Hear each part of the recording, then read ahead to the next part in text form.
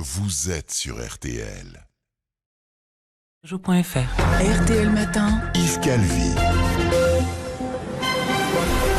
7h44, très bonne journée à vous tous qui écoutez RTL. Alba Ventura, vous recevez donc ce matin Thierry Frémaux, délégué général du Festival de Cannes et par ailleurs patron du merveilleux Institut Lumière de Lyon.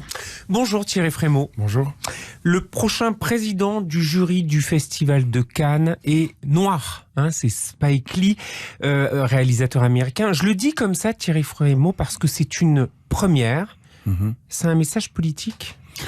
C'est un message d'universalité qui est le message cannois. On sort d'une édition avec une palme d'or coréenne remise par un président mexicain. Et il y a quelque chose qui a toujours été dans l'ADN du festival, de ne pas se réduire à une sorte de dialogue Europe-Amérique, France-Hollywood, et d'être dans l'universalité. Et là, en l'occurrence, il est américain, il est afro-américain. Et c'est la première fois, pas seulement à Cannes d'ailleurs, mais dans tous les grands festivals, qu'un président noir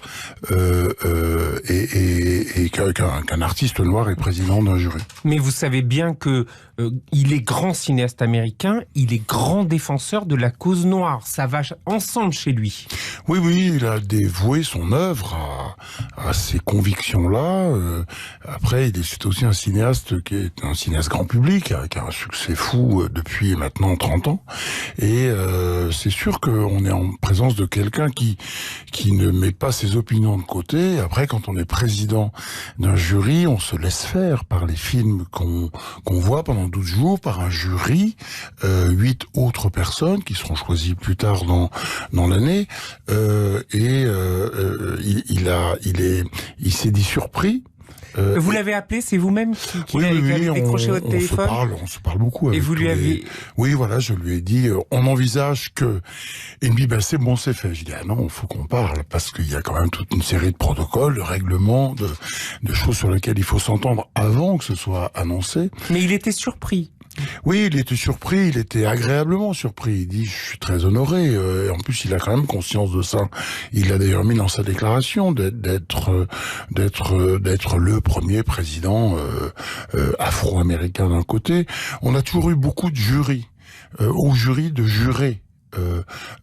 Africains, afro-américains, mais aussi asiatiques, des gens qui viennent de partout. C'est une universalité à laquelle, évidemment, pour laquelle on se bat beaucoup. Mais Thierry Frémaux, vous savez bien que c'est un sujet qui fait polémique dans le cinéma. On l'a vu encore aux États-Unis, aux nominations aux Oscars. On entend dire qu'il y a trop de mâles blancs dans le cinéma. On l'a vu au BAFTA, ce sont les récompenses cinématographiques au Royaume-Uni. Le réalisateur britannique Steve McQueen, noir, lui aussi, a accusé les organisateurs de négliger les talents noirs. Donc, oui, de son point de vue, il a sans doute raison. Et si on prend les chiffres, si c'est comme au foot, il faut prendre les statistiques à un moment. C'est sûrement vrai que la représentation des artistes noirs est pas suffisante. Et en effet, de notre point de vue, avec Pierre Lescure, c'est aussi ce qu'on a voulu faire. Le président du festival, oui.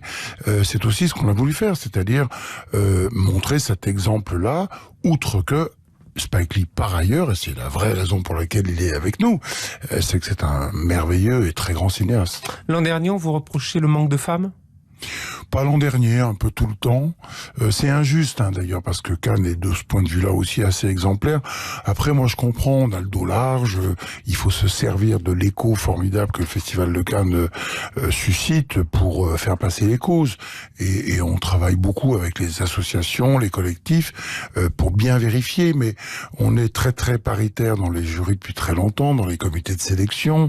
On fait beaucoup de choses là-dessus. Thierry Frémaux, alors je ne sais pas si c'est un hasard ou pas, je pense pas, Spike Lee est le parrain du film Les Misérables de Ladj Ly, qui a été sélectionné hier aux Oscars dans la catégorie meilleur film étranger. Nous avions reçu ici sur RTL Ladj Ly, d'origine malienne. Il a grandi à Montfermeil. Il décrit d'ailleurs dans ce film le quotidien de la cité des Bosquets. Quand vous l'aviez sélectionné à Cannes, puisqu'il a eu le prix du jury, vous pensiez qu'il pouvait aller jusqu'aux Oscars ? Non, d'abord quand on a vu le film, moi j'avais un petit peu en tête qu'il y avait, si j'ose dire, un coup à faire avec un jeune metteur en scène, premier film. La découverte, c'est important à Cannes. Donc on s'est dit, pourquoi pas. Et lorsqu'on a révélé la sélection, ça a été une surprise, y compris pour lui, d'être directement hissé en compétition. Après, l'aventure du film, c'est comme celle de Parasite, la Palme d'Or. Nous, ça ne nous appartient Parasite, plus. film sud-coréen. Oui. Et qui a eu un succès fou et qui est nommé aussi aux Oscars de manière innombrable.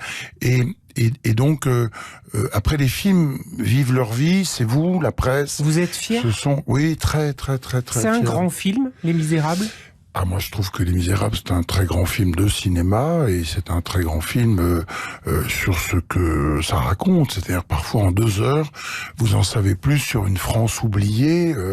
Il y aurait pu y avoir avant un film sur les Gilets jaunes. D'ailleurs, on pourrait dire que il y a beaucoup de films sur les Gilets jaunes. Les artistes s'emparent de la société. Il y a 5 films passés par le Festival de Cannes qui se retrouvent sélectionnés pour les Oscars, donc pour Hollywood. Alors, vous parliez de la Palme d'Or, Parasite, nominé 6 fois, je crois. Oui, ce qui est exceptionnel, normalement, il reste en film étranger. D'ailleurs, les Oscars ont changé la dénomination.